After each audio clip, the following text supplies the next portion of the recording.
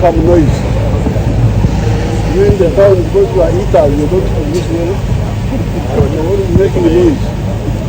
So yes, if you make too much noise, you will scare the cows.